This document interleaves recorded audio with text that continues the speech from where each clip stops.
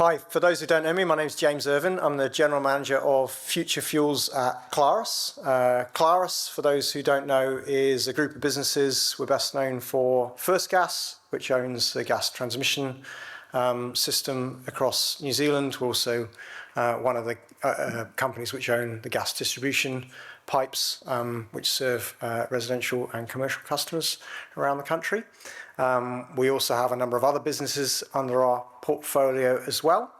And yeah, probably the business I'll talk about a bit is First Renewables, which is in the business of developing renewable energy, both renewable gas, which of course we're talking about today, and renewable power. We're building a large solar farm in the Waikato at the moment. Yeah, I'm really excited to be part of facilitating this panel. We'll get into the nuts and bolts of what it actually takes to make projects like this happen. Being at this now for about 3 years, developing renewable gas projects here in this country. It's not easy, you've got some battle scars for sure to show. But you know, we're really pleased that we have developed, built, own and operate New Zealand's first biogas upgrading plant at ratepayer, which takes gas from the ecogas anaerobic digestion facility, upgrades that gas and puts it in the pipeline, serving pipeline connected customers. So that's a fantastic achievement. You saw from Richard Bartlett's presentation earlier on, we don't get a lot of help in terms of financial support in these projects. So, you know, this is a commercial project. It's the largest in Oceania. It's actually larger by capacity than the Gemna facility, and it's a real showcase of what we can achieve here, and we're obviously looking to replicate that. Yeah, I'm really pleased to be facilitating this panel on brownfield biogas. Last night when I was thinking about what am I going to talk about as intro, I put into ChatGPT, please give me a visual representation of brown biogas, and yeah, unsurprisingly it wasn't a particularly attractive picture. A lot of shades of brown. There was a bit of flaring going on from the biogas facility, and very weirdly there was some sort of swimming pool like features which had some steps going down as well to facilitate entry, so somewhat amused me. But I also put into ChatGPT, give me a example of you know, a common example in the business world of low-hanging fruit, which is the discussion here. And the example it spat out amongst a few was McDonald's offering to supersize your portion when you put in your order. What jumps to mind for me in low-hanging fruit, so I started off my career in the upstream gas business, and you know, several decades ago now, flaring of gas was pretty common, certainly in oil fields. So you know, the gas was kind of a nuisance byproduct, expensive to put infrastructure into to find a customer for it. That's thankfully changed. In fact, worse than flaring, there's quite a lot of venting going on as well, and that is a real example of a low-hanging fruit, right? An absolutely obvious one. But the shame is that we actually have that going on here, right? We have around about 5 petajoules. A number of studies looked at the same thing and came to roughly the same conclusion of existing biogas production in New Zealand from wastewater treatment sites, from landfills, from other industrial wastewater facilities.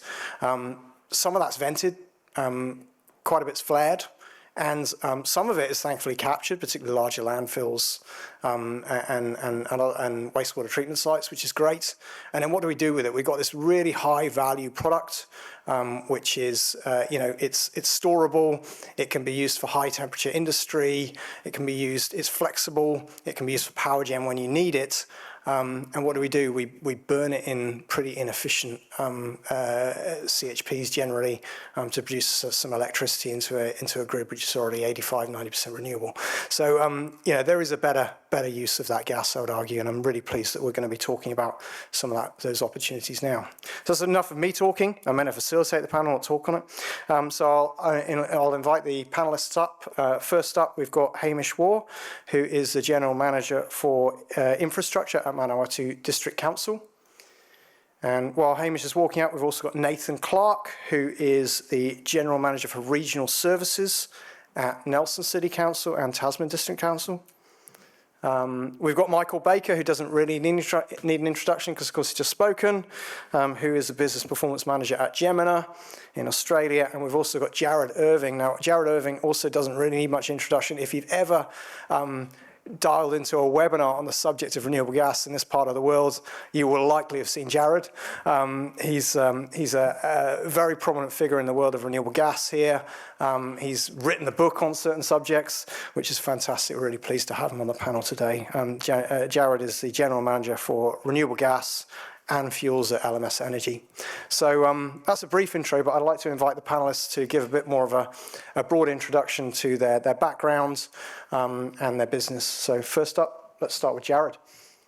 Thank you. Great introduction. I really appreciate it. There were a lot of kind words there. But yeah, for those that don't know me, Jared Irving, General Manager of Renewable Gas and Fuels at LMS Energy. LMS is primarily come from a landfill gas management company. So we're a carbon abatement company in Australia.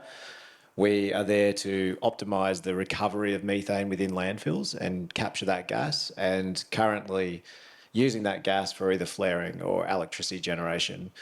And we do that, and we also produce the largest amounts of Australian carbon credit units in Australia, which is quite a significant number. So we pride ourselves in our methane abatement capabilities, and what we're looking at now is how do we optimise the best use of our gas. It is an extraordinarily great resource to be able to utilise for not just electricity generation. And I know you mentioned CHP, or combined heat and power. We don't even recover the heat, we just use the power. So the pathway, though, is really interesting in a perspective that CHP or that electricity is generated because the policy points to generating electricity. So as a business, we're now looking at how do we optimise that across our portfolio. And yeah, I'm fortunate enough to be working across that. And we currently have around about 14 petajoules per annum of biogas production. So to give a bit of perspective in terms of volume of gas, yeah, quite a significant amount.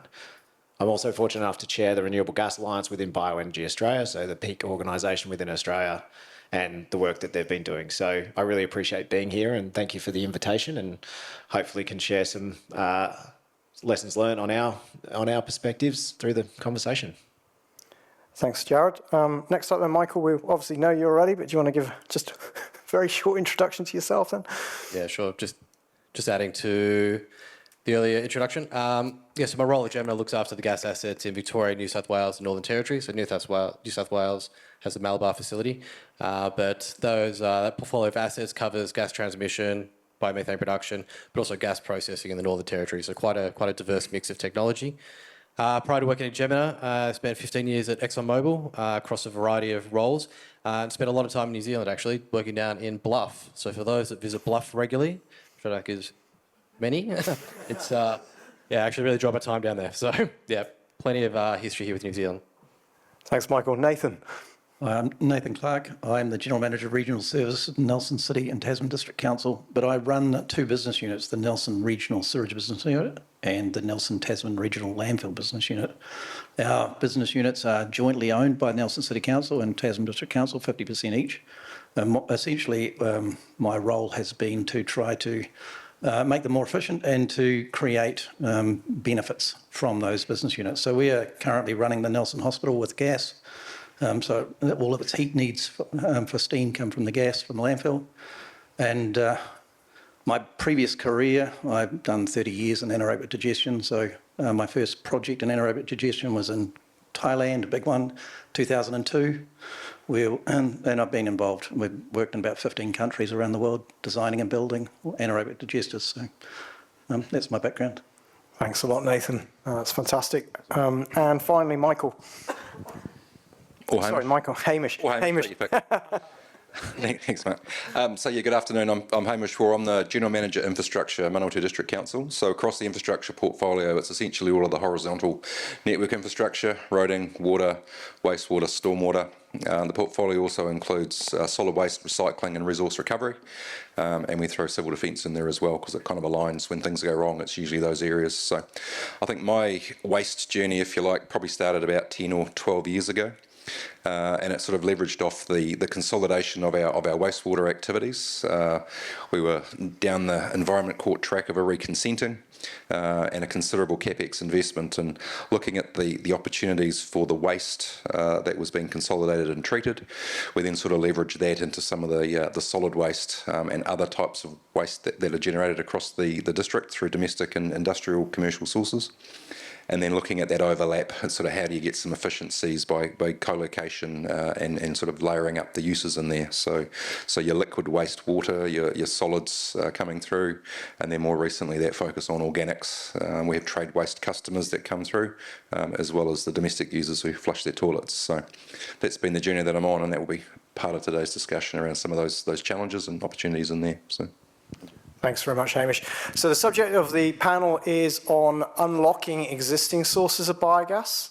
And I'd invite you to get involved on Slido as well. If you've got any questions, we'll get to those towards the end of the panel session. But firstly, I wanted to dwell on our international, or what's happening in the international space. Obviously, we're a little bit behind in this space compared to other more mature markets like Europe, North America, etc. So I particularly wanted to focus on what we can learn in this space from those international markets. And first up, maybe to you, Jared. So what can we learn from overseas markets? You know, where has the greatest development been, and what has enabled that? Policy. I mean, we're going to probably hear a lot about it, but it's clear that policy has driven the uptake in any industry, like irrespective of whether you're looking at biomethane generation, if you're looking at renewables, if you're looking at any shift towards an energy source, it is supported initially, or the nascent industries are supported initially by the policy that enables it. So when you're looking from an investment perspective, you need certainty, investors need certainty, and that certainty is driven by policy. Policies are also great from a starting point of providing subsidisation. Now, subsidisation for a nascent industry helps support your training programs, developing people within the industry. And then what you can see now is places like Europe, which have been subsidising, as well as North America, moving from a voluntary or feed-in tariff type schemes to being some projects being completely unsubsidised. So we're in LMS as a project in North America at the moment, and from an offtake perspective, which is really important, we'll probably go into it a bit later, but we're now moving from a mandatory offtake scheme through certifications to we're not even being involved in that certification scheme, it's more in the voluntary scheme. So you're starting to see uptake from businesses leaning in going, well, I actually want the green benefits of that rather than it going to a forced mandated market. And I think policy drives that first initial movement, and then that voluntary market comes through, and we're seeing that in North America at the moment really eventuating. And I think that's fantastic to be able to say that, and you're seeing it in Europe as well, the unsubsidised projects being developed with the various mechanisms by maximising the value of your digestate, your CO2 and other pathways. So I think policy is going to be critical, and it's not complete subsidisation for the rest of the next 5 decades. It's all about how do we get to the end goal of being able to have this circular economy and all of the benefits coming through for these projects to make sure they are economically viable. Thanks, Jared. And just staying with you for a minute. So if we look at other overseas markets, where in terms of what, wastewater treatment, landfill, where are we seeing the sort of sources of biogas which are first being tapped? And also just leading on from that, what's unlocking that? What is promoting that use? Yeah, so I think the easiest solution is existing facilities that are already generating biogas. Now, the reason I say that is because it provides investors confidence that you're not reliant on a feedstock source that you don't know how much you're going to get, and certainty. So landfills provide certainty. Unfortunately, we are very bad at segregating our organics, which is extremely valuable, and the preference would be we're diverting that and we're actually able to capture all that organic material before it ends up in the landfill. But we don't. So the best methodology is being able to capture that landfill and use it for a better source, or wastewater treatment plants, which are already generating. The reason they are first movers is because they have the existing supply. We know what our investment is going to be. We know the size of our investment, and all of those things come together. In the US, it was because landfills fell into the D3 RIN market, which is their policy scheme that supports kind of the investment into renewable fuels. That has been quite fortunate because landfills then moved very, very quickly because they got certainty on how much they're producing. And the US throws away a lot of things. So it has really grown the market from a landfill gas perspective in the US. In Europe, it was very heavily towards kind of that emerging wastewater market. And that's where I see Australia will move probably first in terms of its wastewater production as well as landfills. Thanks, Jared. Nathan, you also mentioned you've got some international experience. So any views on this piece as well, what we can learn from overseas markets? I think most of the overseas markets have been generated on the back of some sort of support mechanism. My first projects were largely done around the UNFCCC, the Kyoto Protocol, and the functional elements of that. Most of those projects were done in other countries where the environment wasn't a problem, so we didn't have to parasitic heat loads and all those things, Asian or tropical countries. So New Zealand's always been actually quite difficult because it's got a bunch of things running against it. We have to heat our digesters, etc. I think that the low-hanging fruit is absolutely, as Jared says, it's the landfills and the wastewater treatment plants. We have to have a lot of the assets already, and so we don't have to necessarily pay for that element of the asset creation.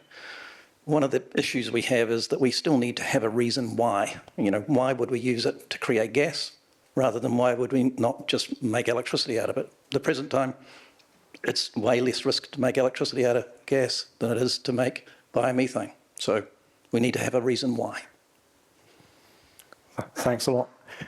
Anything to add, Hamish or Michael? We should move on that. Yeah, I think that those existing assets, existing resources, they come with designated sites for utilities. So a lot of those upfront costs and barriers outside of the capex, but actually the process to get consent to be able to operate these sites is already done. So if you've got an existing wastewater treatment plant and it's sort of not in the middle of town, which most of them don't tend to be, you've got that opportunity to sort of find the money and then get on with it, as opposed to go through a 5-year consenting process. And if it was set up right in the first place, then you've got a fairly enabling designation that allows you to do pretty much anything you want in that kind of wider waste space. And so the generation of biomethane is very much within the scope of waste management services. So it's a great resource to have. It's a piece of paper, but it's a hugely valuable resource in itself. So. Thanks, Hamish. Just building on Nathan's comment about the why, biomethane, it's not necessarily just a substitute for fossil fuels. So the value in it is trading it off against other decarbonisation initiatives for end users. I'm thinking of like the industrial customers. So those that can't electrify, they need a gaseous source, and the focus has always been hydrogen. But when doing the economics and doing a project evaluation, it's not just looking at it, biomethane's more expensive than natural gas. It's biomethane, how does that stack up against all our other decarbonisation opportunities, whether it be hydrogen or whatever it might be, offsets. So it's bringing that message into the why. Thanks, Michael. No, good point. Just staying on the international theme then. So I'm also intrigued as to what the common, in those more mature international markets, what the common outlet for the gas is. So what is it actually being used for? Is it electricity generation? Is it biomethane? Is it liquid fuels? Jared, maybe you've got some insights from your experience in the US market and others. Yeah, it's evolved, I would say. In particular, I mean, we've been looking for offtakes for over a year now. It's now moving from, in this voluntary market that I previously mentioned, is primarily electricity generation for data centres. So data centres can't get consistent electricity generation. They need to be 100% renewable. It is extremely challenging to achieve that in the US market at the moment. And they are now moving towards RNG as being the potential to supply data centres. It is not just the US anymore. There's Singapore, there's Japan that are now looking at potentially importing bio-LNG from other areas around the world. And that's for the use in future data centres. It's as part of their decarbonisation. So it is quite interesting, but again, all of this is led by the policy. So the mandating around data centres being renewable, whether it be a company policy that's aligning with an overarching international framework. So we're seeing kind of that adoption coming across. the appetite doesn't, and I'll be completely honest, the appetite doesn't exist in Australia at the moment. So if I was going to go out and sell renewable gas in Australia, it's not a pretty sight comparatively to selling it in the US at the moment, nor is it internationally. So we've got a lot more people overseas that want to buy it and not many people in Australia that want it. So as much as we kind of see the potential, people need to pay a premium, unfortunately, because it is a premium product, nowhere near as much as hydrogen, thankfully, but you need to pay. And that's what people are willing to do overseas at the moment. Thanks, Jared. So what you're saying is my silly ChatGPT prompt, if it was run on a US server, it would have been fueled by renewable gas, but maybe not here. Interesting. Okay. Anyone got anything else they want to mention on the international learnings? Maybe on the policy side. So we talked a little bit about enabling policies, but yeah, Michael, maybe have you got any views on international policies which can really help enable this, success stories? Short answer is no. But I think we touched on it before, like it's policy plus funding. So policy is giving that framework, giving the opportunities, but you need a kickstart as well. And the funding comes in many different forms, whether it's a sugar hit up front or revenue or tax rebates or something. So there's a myriad of options there that can support the policy. Right, okay. I think we've heard it loud and clear. Sorry, Jared, you were going to say something. I was just going to say, I know we're talking about low-hanging fruit, but from what I've seen from the low-hanging fruit, it's setting the foundations. So yes, it's an initial ease, but I can almost guarantee you, anyone in this room, if the industry is going to go anywhere, it's not off the back of wastewater treatment plants or landfills. So to be an honest reflection is, if the industry needs to go somewhere, it's off the back of agriculture, it's off the back of food and organics. It is the actual circular economy piece of the puzzle. But you can use those as a foundation. So yes, they are cheaper sources of gas. We have experienced wastewater treatment plant operators that already know how to operate with biogas. It's leveraging that as you build an industry, right? So you can't see these low-hanging fruits as being the answer, because they definitely won't get you to where you need to be. I think it's a good point. It's a good platform for a starting point. It's the low-hanging fruit to get an industry started. It's not the scalable solution, which is maybe presented with anaerobic digestion later on. Okay, let's move on to what it means for the New Zealand market. So maybe Hamish, you can start, if I can pose a question to you. What do you think the unique challenges here in the New Zealand context are for unlocking these opportunities? Yeah. I think the biggest issue with waste in general, and it's organic waste and other waste, is the economies of scale to actually deal with this product, these waste products. So if you've got 60 plus councils around the country that are all running around doing their own thing or trying to do their own thing, and you've got all the organic producers, meat producers, the horticultural, food producing industry around the country, all working individually in silos. When you do the numbers on it, the capital requirement to deliver on a biogas outcome is almost never going to stack up, and so the real value is that collaboration and working together, which is easy to say, but when you're dealing with, particularly from a local government space, you've got all these councils that have got a three-yearly election cycle.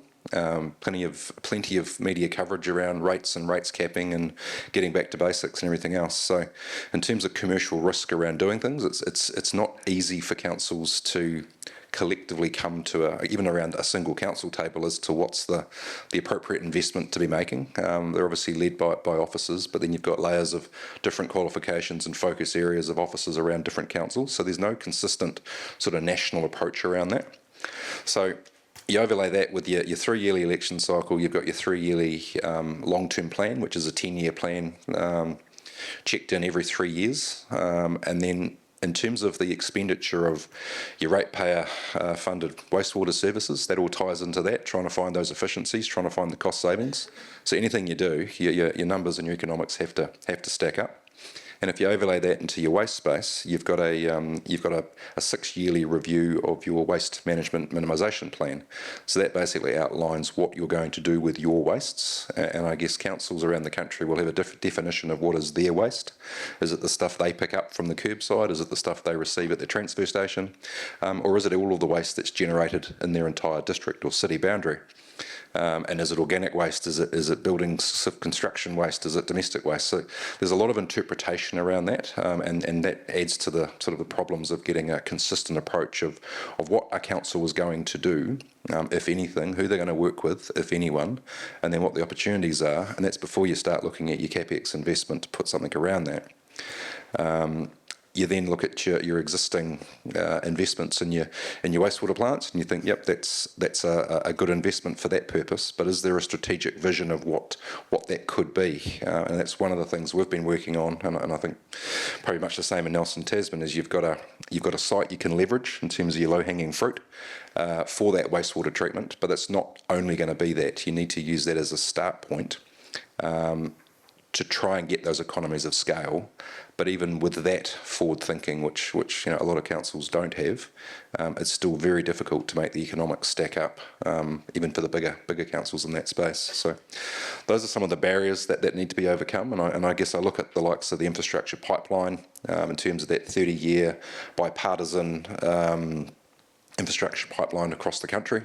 The same sort of thinking, I think, needs to be applied around that. And I think been mentioned through some of the panel members and others, but the energy strategy for New Zealand going forward, and what are we trying to achieve, and actually aligning an energy strategy to a waste minimisation strategy, and then aligning that with government policy, and then aligning that with government funding. And if the local councils can't organise it for themselves, then maybe there's a place for sort of that to be centrally led, or certainly some of the bigger industry players, or some of the councils that do have the smarts and the willingness to take a lead in that space. But it shouldn't be pushing against closed doors all the time. The pipeline needs to kind of help to open some of those doors and some of that thinking. So. Thanks, Hamish. Nathan, I'm sure you can build on that, and you've got your own views in this space as well, unique challenges to the New Zealand market. Yeah, thanks. I'm pretty passionate about the councils forming the hub of this, but one of the problems we really have is that councils don't actually have any reason to do it at the present time. There's no discourse in New Zealand saying why should we use energy for a certain purpose. You can't go out and read about the fact that gas is a really valuable thing, and it's actually a really flexible fuel.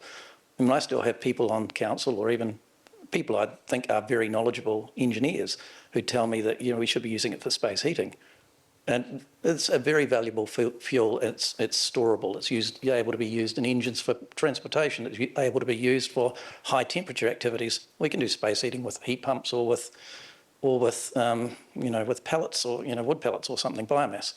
So what we need is some sort of mechanism, even something like a hierarchy of energy consumption or energy use.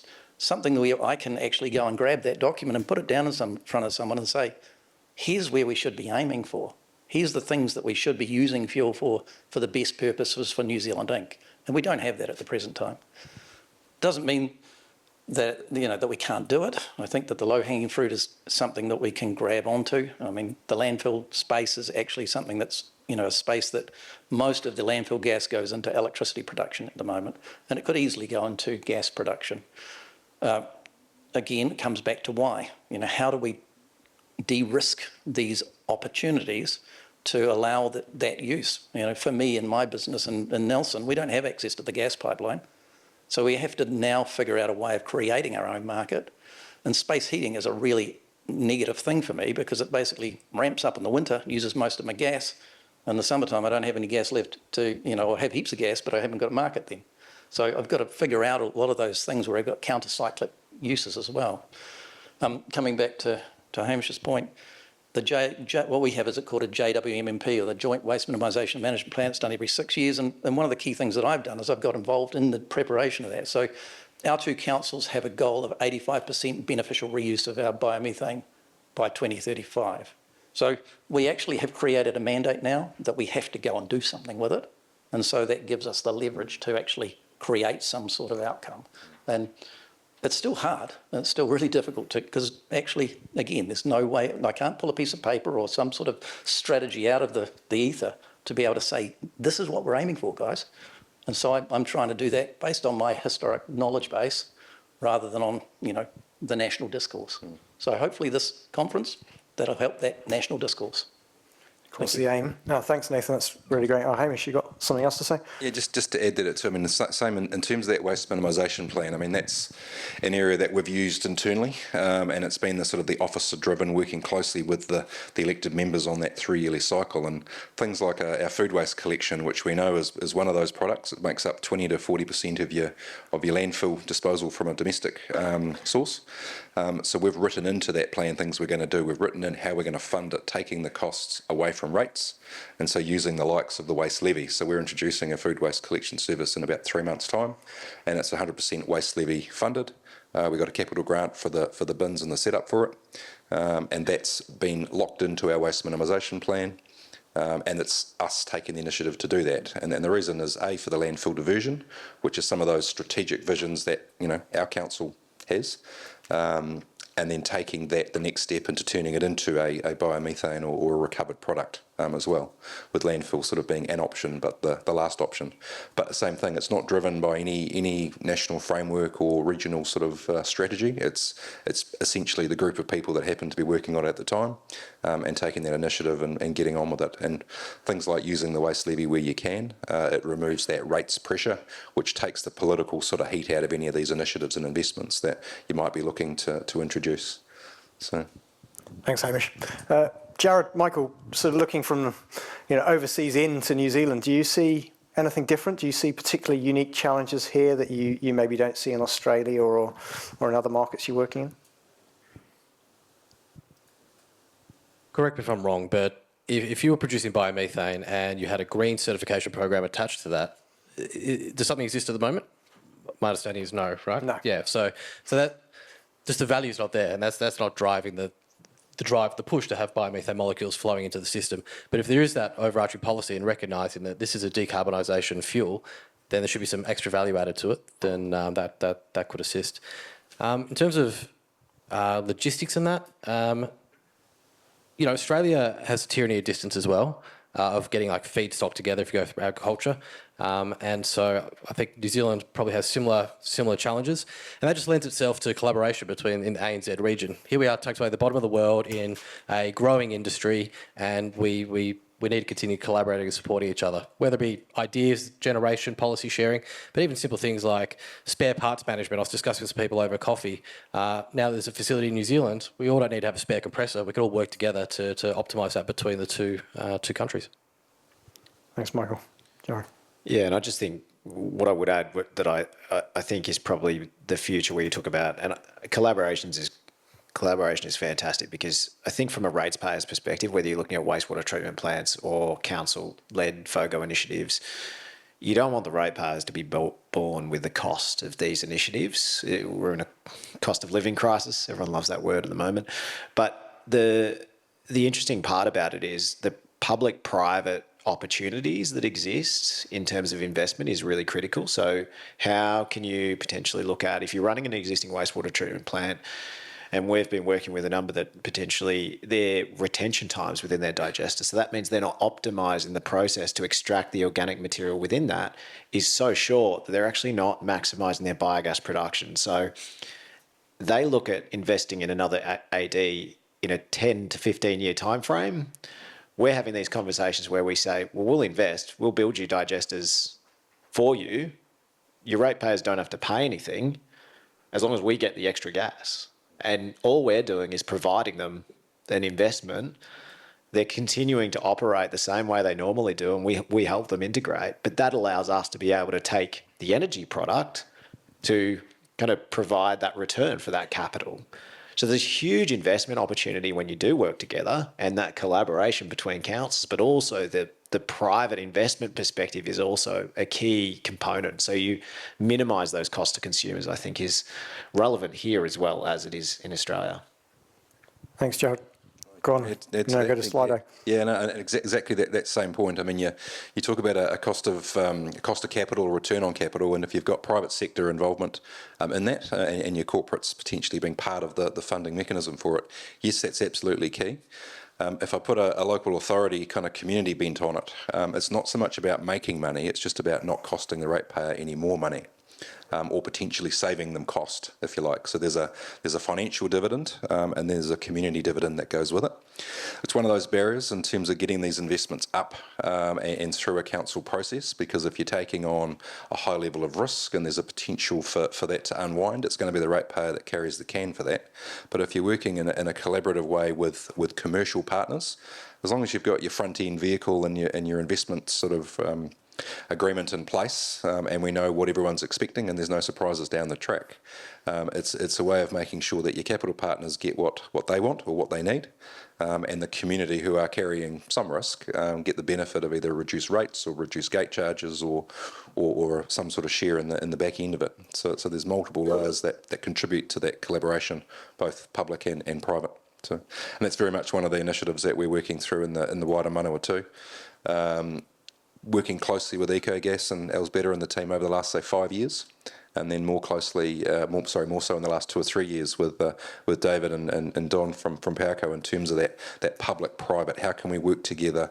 How can we all get what we need in this process and stitch up a deal that's actually going to work for everyone? So for my hat, or my part of it, it's how much can I save the ratepayer as opposed to what percentage return on capital can I achieve from this investment. Thanks, Hamish. Nathan, maybe one from you from Slido. So how active are organisations like local government and waste mins in promoting the best solutions for waste management for councils? You already mentioned about the waste hierarchy. Can you comment a little bit more on how active are local councils and national? I would say not. That's probably polite. Yeah, I think so. Yeah. I can, my involvement is primarily on my own personal interest and my personal background. We have a strong climate focus on reducing climate change emissions in our councils.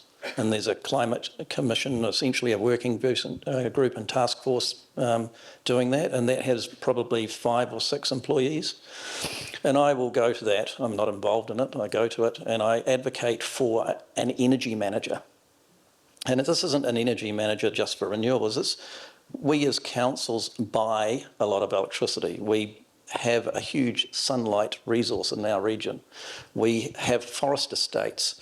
We have organic energy sources. There's a bunch of things that we have which are energy. And in my role as the regional wastewater manager, we're working with private industry to put a 30 megawatt solar array on our wastewater treatment plant. There's heaps of stuff we can do, and there is not a single person in our council or in either of my 2 councils that has a role to manage energy. And given that most of the CO2 emissions we have is through the transformation of energy, I find that amazing. Yeah, I've advocated for it, but it just falls flat. So short answer is we don't do it. And I don't think we understand it. So sorry, thanks, Nathan. That's the situation. Yeah, no, and I would concur with that. If you've ever sat around the council table, I'm sure some of you may have, or at least observed, but there's a whole bunch of experts in almost everything. Every day, but the actual understanding of waste management, waste systems, and that very, very limited. So unless you've got the passionate people that actually want to do that and have the appropriate level of, I guess, delegation or authority to get these things through, councils, by and large, the waste minimisation plan is a tick box exercise for MFE. It shows what they're going to do with the waste levy, and to be honest, a lot of councils around the country report that unspent waste levy every year because they just haven't kind of got their act together to do much with it. And that's a unfortunate state of, I think, a lot of councils around the country. Not all, but a lot of councils around the country. You might have taken that as a negative. I see it as a positive. There's a lot of things we can do. We can make this way better. So, that's what we're doing today. And if we can create, I think it's really important. And I keep coming back to the why. Why would we do this? Why would the councils do this? If they know why they would do it, they will actually do it. They make good decisions when they know why, but at the present time, they don't know why. And I try to sell that, and I can when I get in front of them, but we haven't, as a nation, actually told them why yet, and we need to do that. So I'm optimistic here. I might sound pessimistic, but I'm optimistic. Hamish, a bit of a development of that question as well, taking it further. So there's a question here on Slido. Could a version of local water done well, potentially called local waste done well, unlock this potential low-hanging fruit? Yes, it absolutely could. And I guess for those that have followed the local water done well process, it's a voluntary sort of process with some defined outcomes that DIA and the government have set. And if you achieve those outcomes, how you structure yourself to do it.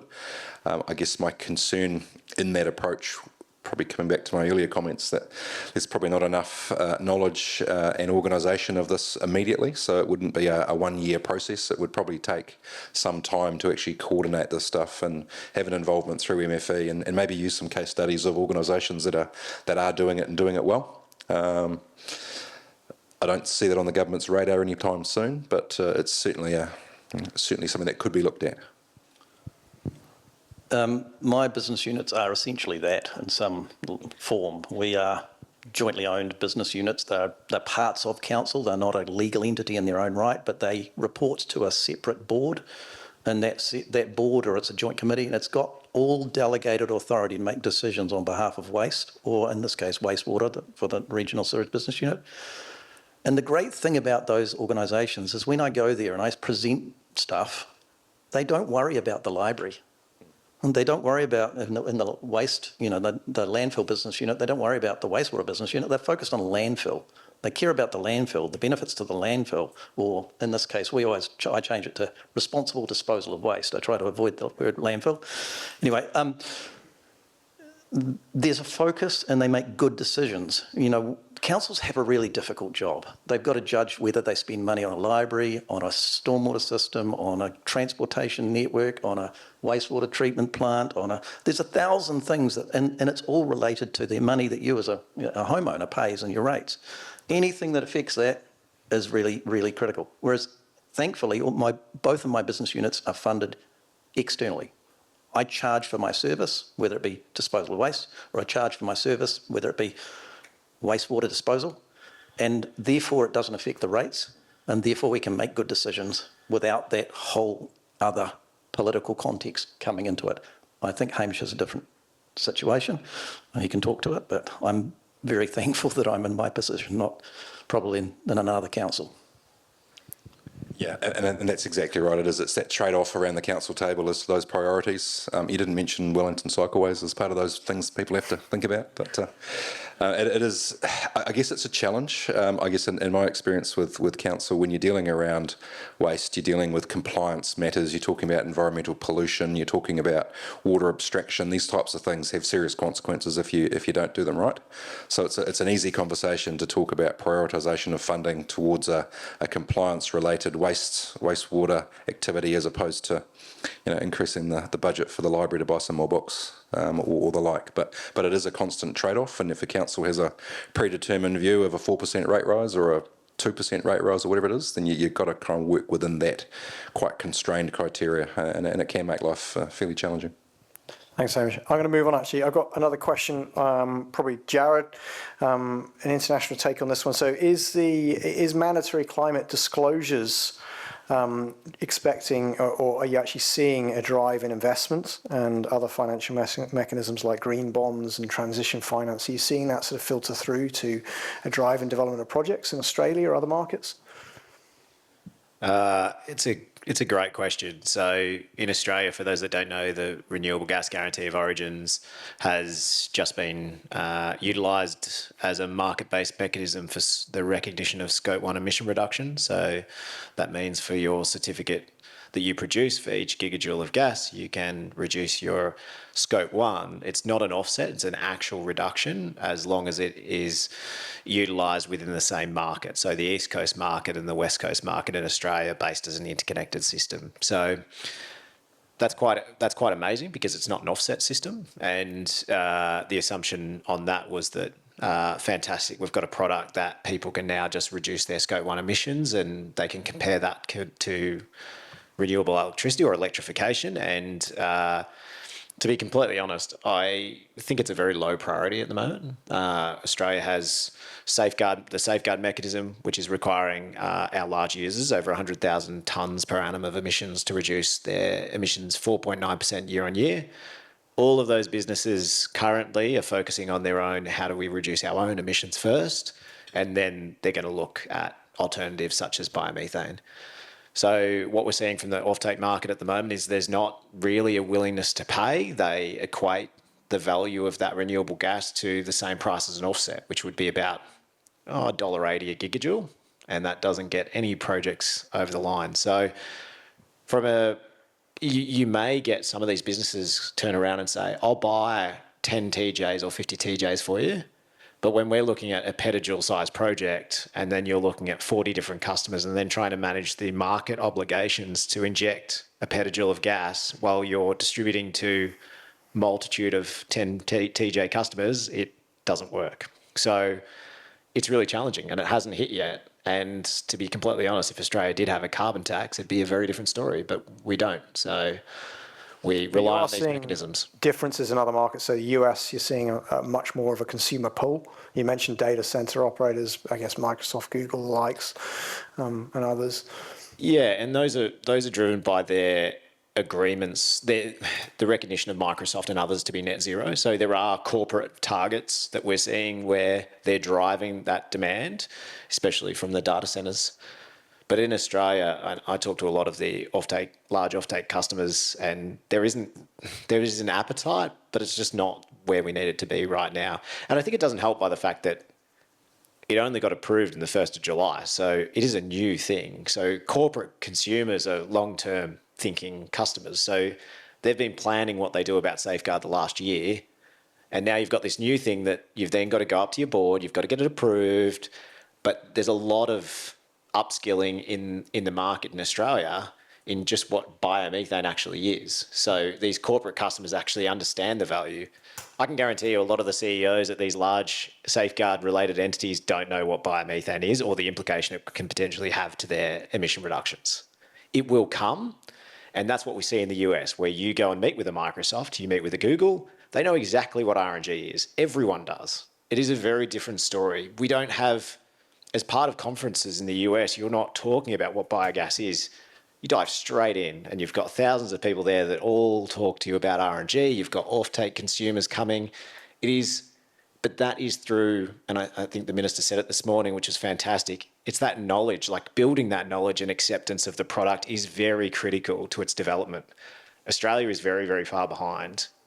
We don't see biomethane as a product to help reduce emissions at the moment.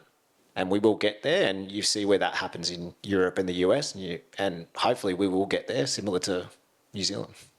Fantastic, thanks, Jared.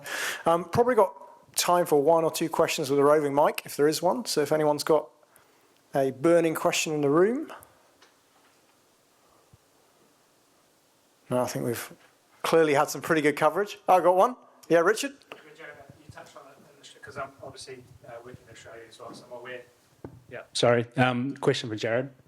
So I think it's really important to protect the value of regos. So you just touched on it now in Australia, and then in New Zealand as well, we have an emissions trading scheme. We've got the NZESC, which is the New Zealand equivalent of a rego. I think it's really important that the communication of that delineation is apparent. And I think that's because you've had US market and European market had so much push incentive through direct revenue support. Now it's a thing because it's in the market, so people can be aware of it and purchase it. So therefore people are aware of it. But the reason why it's not getting any airtime here is because you're confused by all these other options. Oh, I'll just get an ACCU offset or buy an ETS credit in New Zealand, where you're doing an offset, you're not doing a direct action to abate your methane use. So I think that, in a nutshell, I think is probably what we need to focus on. Yeah, and that comes from the policy perspective, where we just need to make sure that there's an upskilling of the commercial environment and the opportunity that presents itself. So you're exactly right. Like those countries are well developed. I mean, most of the people that are going to buy biomethane in Australia are either headquartered North American-based businesses or headquartered European-based businesses, because they all know when they're talking to their headquarters back in Europe or US. They don't have to sell what biomethane is. They all know exactly what it is. So very different. I think there was one more question. One more. Yeah, throw it. Can you shout, Andy?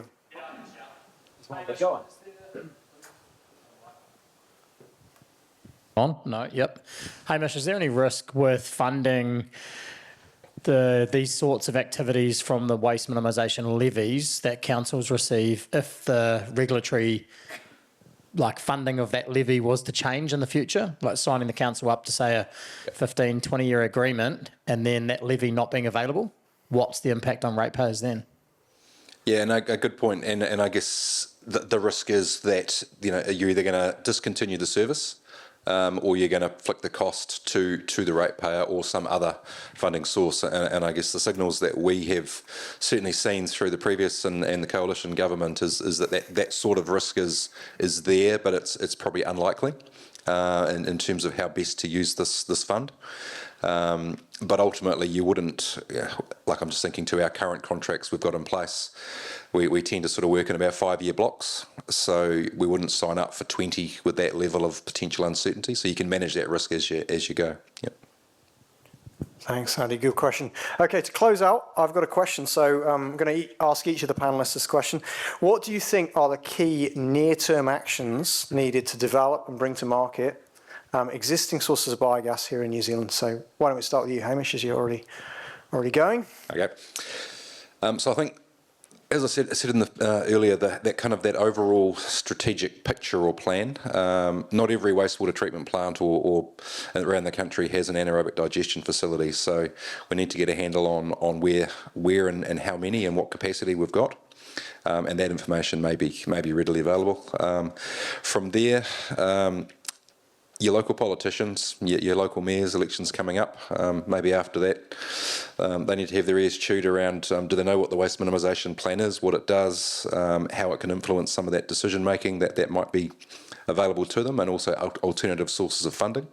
So I think there's a capture of what we've got already.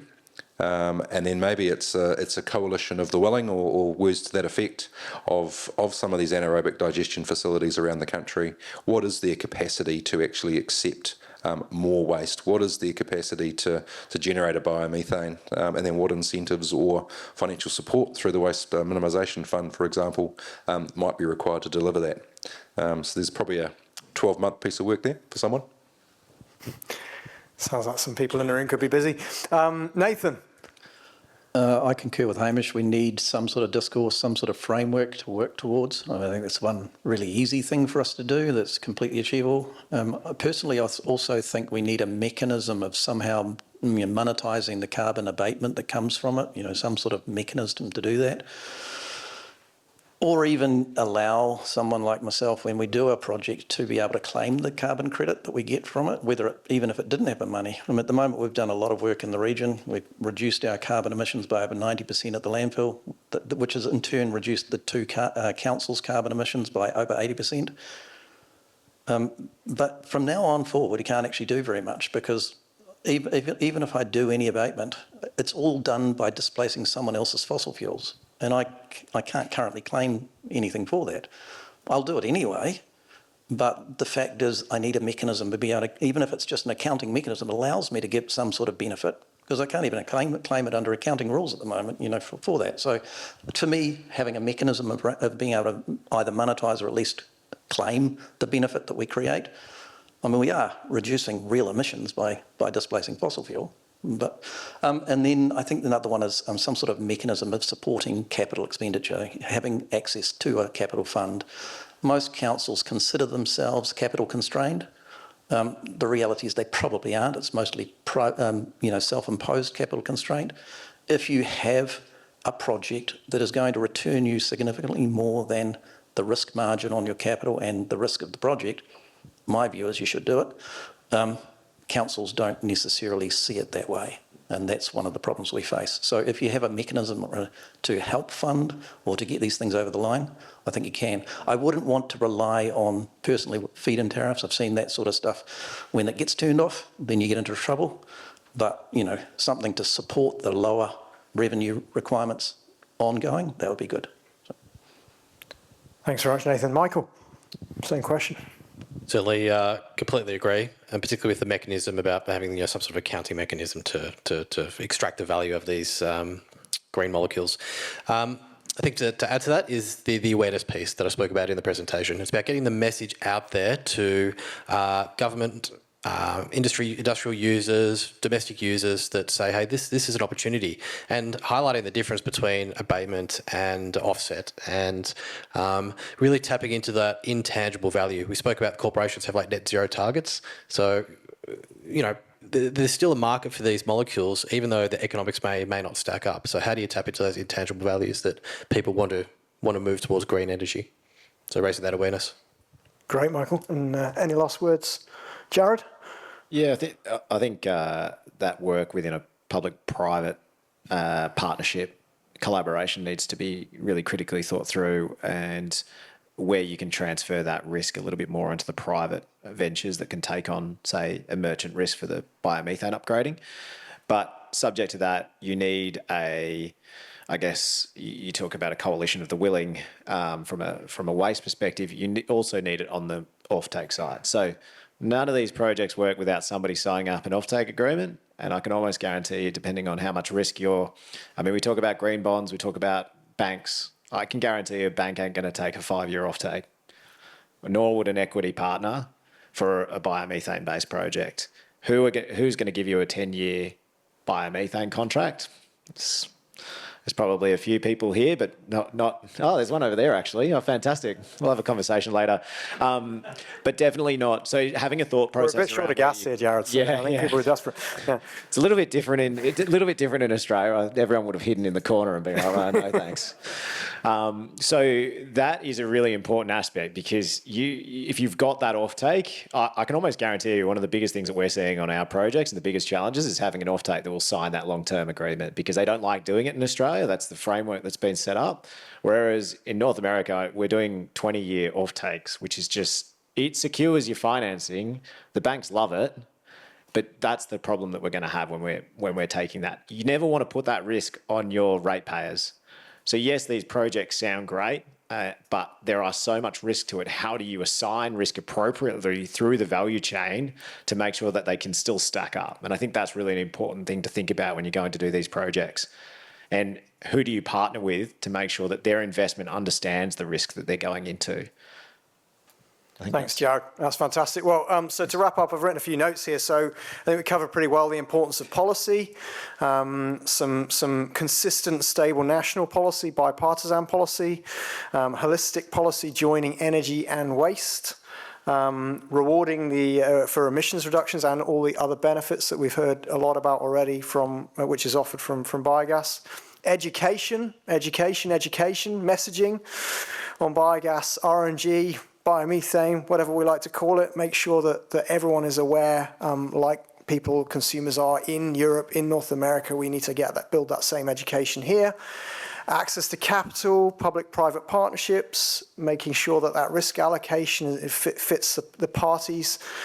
So we're seeing a bit of demonstration of that with the projects that we already have here in New Zealand, which is great to see. We need more of that. And we mentioned a coalition of the willing. I think we certainly have a number of willing parties here. We just need to sort of collaborate and build that ecosystem to make these projects happen. So, great conversation. I'd like to invite everyone to give a round of applause to the panelists. Really appreciate it.